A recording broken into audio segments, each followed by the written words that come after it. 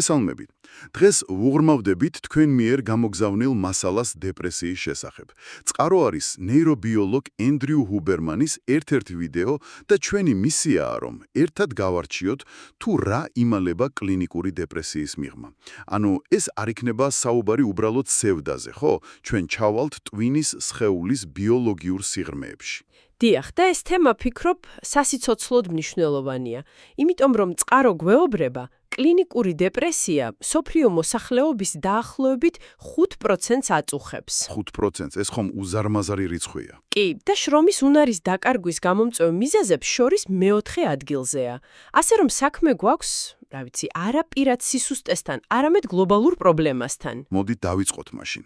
ფენა ავხადოთ ფარდამ. დავიწყოთ ყველაზე თვალსაჩინოთი, რას გძნობს ადამიანი. ჩვენ ხშირად დეპრესიას სინონიმად ვიყენებთ სიტყვა სევდასთან, მაგრამ წყარო ბევრად უფრო ღრმა სურათს ხატავს, არა? ნამდვილად, სევდა და მწუხარება, რა თქმა უნდა, ნაწილია. მაგრამ მთავარი, რასაც წყარო ხაზს უსვამს, არის ტერმინი ანჰედონია. ანჰედონია. ხო, ეს არის სიამოვნების განცდის უნარის დაკარგვა. სრული ან ნაწილობრივი. წარმოიდგინეთ, რომ ყველაფერი, რაც ადრე სიხარულს განიჭებდათ, საყვარელი მუსიკა, გემრიელი საჭმელი, მეგობრები, უბრალოდ ფერს კარგავს. ზუსტად. სამყარო თითქოს შავ-თეთრი ხდება რა. მოიცადა, აქვეა ერთი ფენომენი, რომელმაც კითხვისას სიმართლედ ითხრათ შოქში ჩამაგდო, ანტისაკუთალი კავის კონფაბულაცია.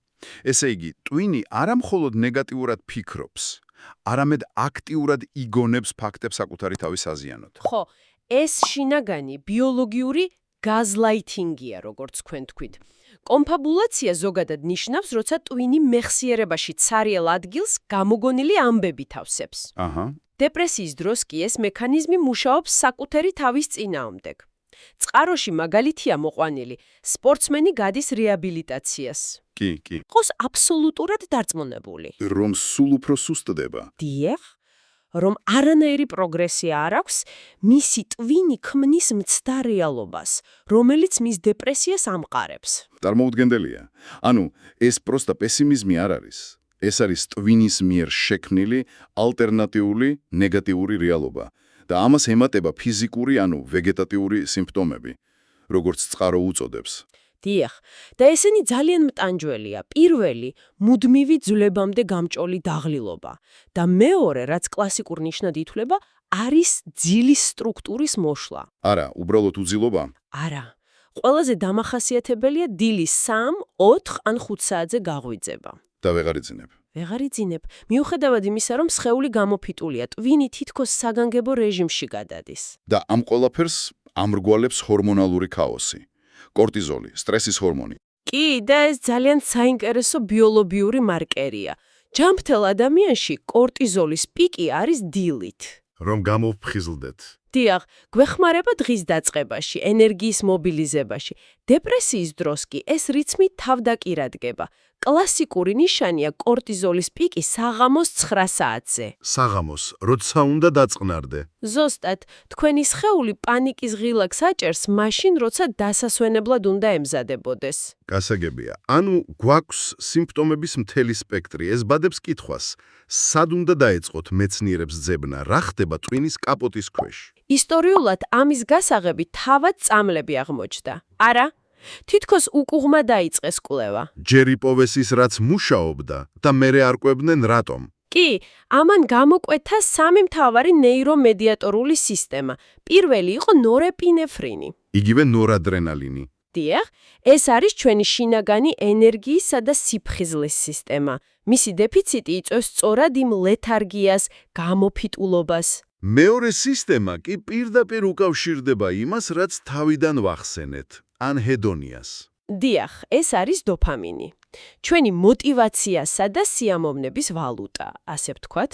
როცა ეს სისტემა გამართულად არ მუშაობს, ხრება რაღაცის კეთების სურვილი და სიამოვნების მიღების უნარი. და მესამე ყველაზე ცნობილი მოთამაშე სეროტონინი. სეროტონინი.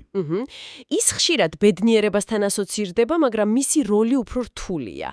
არეგულირებს განწყობას, შფოთვას და იმ დანაშაულის გრძნობას. ანუ ცნობილი ანტიდეპრესანტები SSRI-ები სწორედ სეროტონინზე მუშაობენ. კი, მის ეფექტურობა ზრდიან ნეირონებს შორის. ანუ გვაქვს სამი რეგულატორი: ენერგიისთვის, მოტივაციისთვის და განწყობისთვის.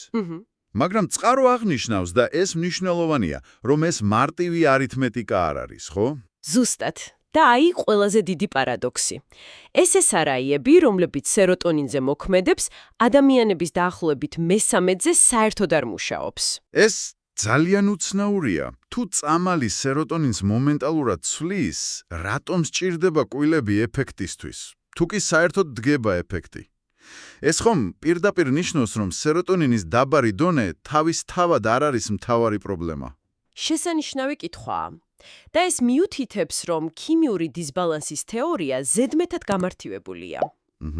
როგორც ჩანს, საქმე არაუბრალოდ ნეირომედიატორების რაოდენობაშია, არამედ ტვინის გრძელვადიან ადაპტაციაში, ნეიროპლასტიურობაში. ანუ ტვინის უნარში შეცვალოს კავშირები. დიახ, და ამას დრო სჭირდება. ეს გვეუბნება, რომ დეპრესია დინამიური პროცესია. გასაგებია. ანუ თუ საქმე მხოლოდ ამ სამ ნივთიერებაში არ არის, რა სხვა ფაქტორებია თამაში? ბევრი რამ. მაგალითად, ჰორმონები. წყაროს თანახმად დეპრესიით დაავადებულთა 20%-ს ფარისებრი ჯირკვლის ჰორმონის დაბალი დონე აქვს. 20%-ს. კი. ასევე მშობიარობის შემდგომი პერიოდი, მენოპაუზა, ყველა ეს მდგომარეობა ჰორმონალურ ძვრებს უკავშირდება. და რა თქმა უნდა, კლასიკური კომბინაცია გენეტიკა და სტრესი. გენები იარაღს ტენიან, გარემო კი ჩახმახს გამოჰკრავს. კარგი ანალოგია. ტყუპების კვლევები ამას ადასტურებს. იდენტურ ტყუპებში თუ ერთს დეპრესია აქვს, მეორეს განვითარების შანსი 50%-ია. 50? არა 100. არა 100. არაიდენტურებში კი ეს რიცხვი 25%-მდე მცირდება. ეს გვიჩვენებს, რომ გენეტიკა მნიშვნელოვანია, მაგრამ ის განაჩენი არ არის. და ქრონიკული სტრესი არის ის გამშვები მექანიზმი. ზუსტად. და აქ მივდივართ კიდევ ერთ ფაქტორთან, რომელსაც თანამედროვე კვლევები სულ უფრო მეტ ყურადღებას უთმობენ. ქრონიკული ანთება. სიმართლე გითხრათ, მე ანთება ყოველთვის მეგონა რაღაც რაც დაჭიმულ კოჭს უკავშირდება და არა განწყობას. როცა ეს წავიკითხე, მეც შოკში ვიყავი. ის ბიოქიმიური ჯაჭვი, რომელსაც წყარო აღწერს, წარმოუდგენელად ლოგიკური და ამოდროულად საშიშია. მოდით დავშალოთ ეტაპებად. ძალიან მაინტერესებს. წარმოიდგინეთ, რომ ამინომჟავა ტრიპტოფანი, რომელსაც საკვებიდან ვიღებთ, არის აგური. ამ აგურით თქვენი ტვინი ბედნიერების სახს, ანუ სეროტონინს აშენებს. გასაგებია. ნორმალურ პირობებში ყველაფერი კარგადაა. მაგრამ, როცა სხეულში ქრონიკული ანთებაა, იმუნური სისტემის საგანგაშო სიგნალები, ანუ ანთებითი ციტოკინები, მოდიან, ამ აგურებს გპარავენ და მათგან თქვენსავე სახლის წინააღმდეგ მომართულ კატაპულტას აწყობენ. მართლა. კი.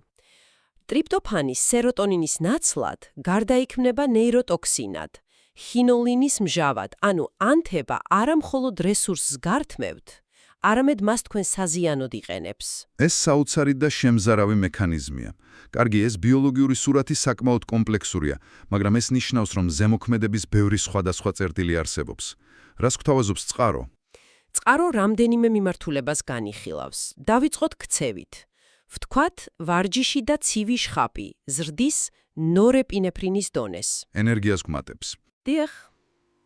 თუმცა აქ ვეჯახებით დეპრესიის ეშვაკურ ბუნებას, როცა ყველაზე მეტად გჭირდება ვარჯიში, სწორედ მაშინ არ გაქვს ამის არც ენერგია, არც მოტივაცია. სასტიკი პარადოქსია. ამიტომაცაა მნიშვნელოვანი სხვა ინსტრუმენტების ცოდნა, კვება და დანამატები. აქ კონკრეტული რეკომენდაციებია. ნამდვილად. პირველი EPA, ომეგა-3 ცხიმოვანი მჟავის ფორმა. კვლევები აჩვენებს, რომ დღეში 1000-დან 2000 მილიგრამი EPA-ის მიღებას აქვს ძლიერი ანთების საწინააღმდეგო ეფექტი. ანუ პირდაპირ იმ მოპარულ აგურებს ეხმარება, რომ გზაზე დარჩნენ. ზუსტად, რომ კატაპულტად არ გადაიქცეს.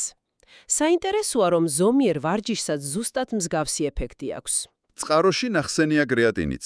ეს ის არ არის, რასაც ძილითადად სპორტსმენები იყენებენ. დიახ, მაგრამ ტვინი ჩვენი სხეულის ყველაზე ენერგომომთხოვნი ორგანოა. კრეატინი აუმჯობესებს უჯრედულ ენერგეტიკულ მეტაბოლიზმს ტვინშიც. აჰა, და არსებობს კვლევები, რომლებიც აჩვენებს, რომ კრეატინმა შეიძლება გააძლიეროს SSRI-ების ეფექტი, განსაკუთრებით ქალებში. და კიდევ ერთი, კეტოგენური დიეტა. როგორ მუშაობს ის დეპრესიის კონტექსტში? კეტო დიეტა, რომელიც ნახშირწყლების მკვეთრ შეზღუდვას გულისხმობს, აიზულებს ტვინს ენერგიის წყაროდ გლუკოზის ნაცვლად კეტონები გამოიყენოს. ეს ცვლის ტვინის მეტაბოლიზმს? კი, და რაც მთავარია, აბალანსებს ორ მთავარ ნეიროტრანსმიტერს: გლუტამატს, რომელიც ამგზნებია, და გაბას, რომელიც დამამშვიდებელია. ანუ ამცირებს ტვინში ხმაურს. დიახ, და ეს შეიძლება ეფექტური იყოს მათთვის, ვისაც კლასიკური ანტიდეპრესანტები არ მოქმედებს. და ბოლოს, წყარო ეხება ინოვაციურ, ზოგისთვის შეიძლება საკამათო თერაპიებსაც. მაგალითად, კეტამინი. დიახ, კეტამინით თერაპია იწვევს ხანმოკლე დისოციურ მდგომარეობას. ანუ ადამიანი თითქოს დროებით შორდება საკუთარ ემოციებსა და აზრებს. გარედან უყურებს საკუთარ თავს. ზუსტად, მესამე პირის პერსპექტივიდან უყურებს საკუთარ ტკივილს და იმ ნეგატიურ ნარატივებს. ეს პერსპექტივის ცვლილება შეიძლება ძალიან თერაპიული იყოს. და ფსილოციბინი იგივე მაგიური სოკოს აქტიური ნივთიერება. წყაროში კონკრეტული სერიოზული კვლევაა მოყვანილი JMA ფსიქიატრიდან. დიახ, და შედეგები შთამბეჭდავია. ამ კვლევაში ფსილოციბინით თერაპიის შემდეგ მონაწილეთა 50-70%-ის დეპრესიული სიმპტომები მნიშვნელოვნად შეუმსუბუქდა. ხანგრძლივად. დიახ, ხანგრძლივად. მაგრამ ყველაზე საინტერესო დეტალი სხვა რამეა. შედეგი არ იყო დამოკიდებული იმაზე, სუბიექტურად კარგი თუ ცუდი გამოცდილება ჰქონდათ სეანსის დროს. მოიცა. ანუ, მნიშვნელობა არ ჰქონდა. ბედნიერების განცდა ჰქონდათ თუ შფოთვის. ეს იმას ნიშნავს, რომ ეფექტი არა სუბიექტურ განცდაში, არამედ ბიოლოგიურ მექანიზმშია. თითქოს ტვინის გადატვირთვის ღილაკს აჭერენ. ზუსტად, როგორც ჩანს, ფსილოციბინი დროებით ასუსტებს ტვინის იმ ხისთ ჩამოყალიბებულ კავშირებს. დეპრესიის დროს ეს კავშირები ხშირად ქმნის ნეგატიური ფიქრების გაუთავებელ ჩაკეტილ წრეს. და ფსილოციბინი ამ წრეს არღვევს. დიახ, და ტვინს საშუალებას აძლევს ახალი, უფრო მოქნილი კავშირები დაამყაროს. ის ადამიანს წარსულის ნეგატიური ისტორიებისგან ათავისუფლებს რა? საბოლოოდ რას ნიშნავს ეს ყველაფერი თქვენთვის, ჩვენი მსმენელისთვის? დღევანდელმა ანალიზმა ვფიქრობ ნათლად გვიჩვენა, რომ დეპრესია არ არის უბრალოდ ცუდი განწყობა. ეს არის რთული, რეალური ბიოლოგიური მდგომარეობა. დიახ, და ეს კომპლექსურობა პარადოქსულად იმედის მომცემიც არის. ის გვიჩვენებს, რომ არ არსებობს ერთი ჯადოსნური აბი, მაგრამ არსებობს ზემოქმედების უამრავი სხვადასხვა წერტილი. კვებით დაწყებული, ქცევით დამთავრებული. კი, და ბოლოს მინდა დაგიტოვოთ ერთი საფიქრალი კითხვა. ჩვენ საუბარი დავიწყეთ ანტისაკუთარი თავის კონფაბულაციით, იმ ნეგატიური ისტორიებით, რომლებსაც საკუთარ თავზე ვყვებით. დიახ, თუ კი ისეთმა ნივთიერებებმა, როგორიცაა ფსილოციბინი, შეიძლება გადააპროგრამოს ტვინის კავშირები და შეცვალოს ეს ნარატივები. დაფიქრდით, რამდენად არის შესაძლებელი, რომ თავად ნარატივის შეცვლის შეგნებულმა მცდელობამ თუნდაც მცირე დოზით უკუპროცესი გამოიწვიოს და გავლენა მოახდინოს ჩვენს ბიოლოგიაზე.